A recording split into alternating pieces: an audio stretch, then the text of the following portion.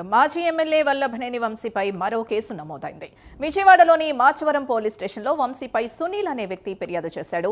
2024లో జులైలో తనపై వంశీ ఆయన అనుచరులు దాడికి పాల్పడినట్టు ఫిర్యాదులో పేర్కొన్నాడు. సునీల్ ఫిర్యాదు మేరకు వంశీతో పాటు మరో 8 మందిపై పోలీసులు కేసు నమోదు చేశారు. ఇదే అంశానికి సంబంధించి పూర్తి డీటెయిల్స్ మా కరెస్పాండెంట్ రాజ్ కుమార్ అందిస్తారు. Raj Kumar,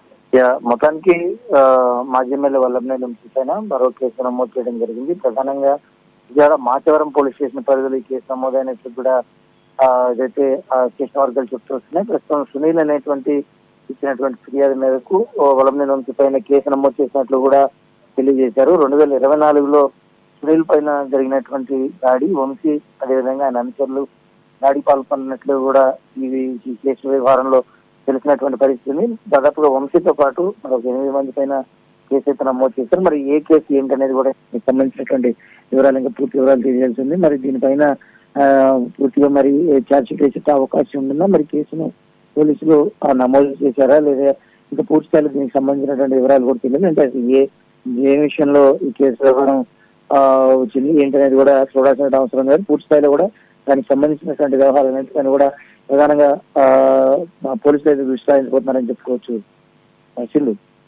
right, thank you Raj Kumar.